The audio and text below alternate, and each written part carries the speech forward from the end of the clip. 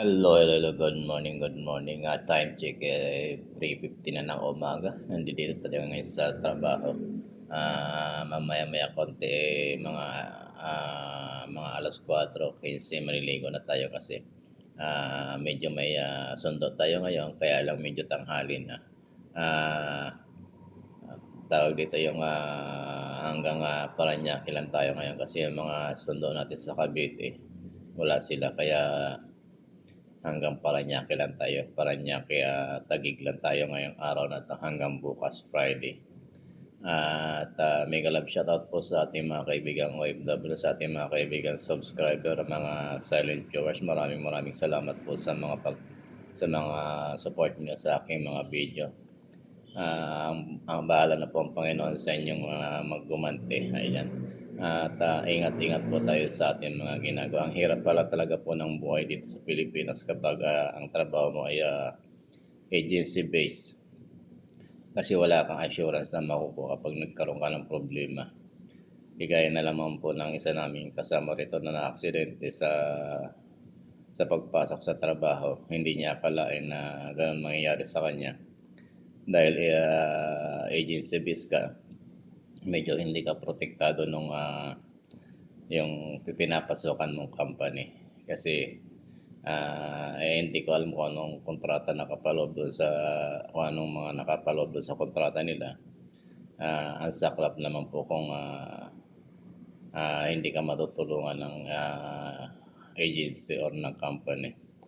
Kaya ewan ko, ang laki po ng discrimination dito sa atin sa Pilipinas kasi si host po ay dati ring OFW at hindi po tayo nakaranas ng ganun dyan sa Middle East. Yung discrimination po kasi ang hirap naman nun. Magmula po sa education dito sa Pilipinas, age limit sa trabaho, tapos yung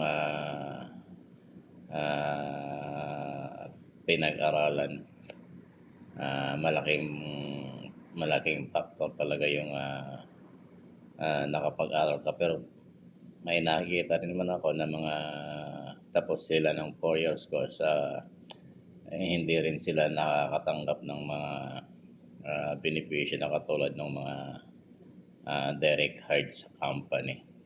Ayan, kahit saan ka tumingan dito sa Pilipinas, laganap na po ang yung contract base. Meron din pong contract base sa project. Kaya ang mga hindi rin sila regular, parang agency rin pero direct sa company. Pero yung mga yun, kompleto po sila sa benepisyo. Hindi kagaya po yung nasa agency.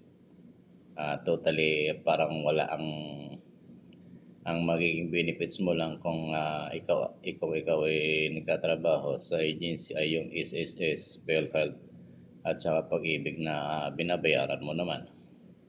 Ayan. At mega love shoutout sa lamok na nanilipsip ng dugo. Ayan, kape-kape muna po tayo. Nung nag-abroad siya, hindi natin naranasan yung discrimination dyan sa abroad kasi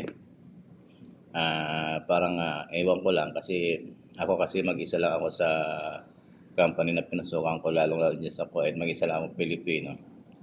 Hindi tayo nakaramdam ng discrimination sa nationality, sa trabaho, sa education. Sa lahat po wala tayong naranasan na discrimination.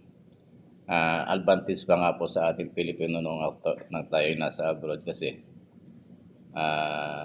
parang nagkaroon ng trust at tiwala sa atin yung may-ari ng company. At saka naniniwala sila na Filipino, they are very creative and magaling daw. Pero naranasan din ni host nung una po kasi ako lang mag-isa sa trabaho. Nung may pinasok tayong kapwa Pilipino, doon tayo nasira. Medyo nagkaroon ng problema between Filipino and Filipino din. Nagkaroon ng, alam niyo na, yung yung crab mentality ng Pilipino, hindi talaga nawawala yan. Ayan, may galap shoutout po sa ating mga kaibigang OFW at mag-iingat po kayo dyan. At sana pagpalain kayo ng Panginoon at makauwi na kayo ng ng Pilipinas at makapiling na ninyo ang inyong mga mahal sa buhay.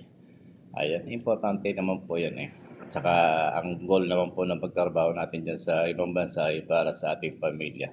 Kaya ingat-ingat po tayo at sana lagi tayong nasa mabuting kalagayan at ligtas sa lahat ng oras.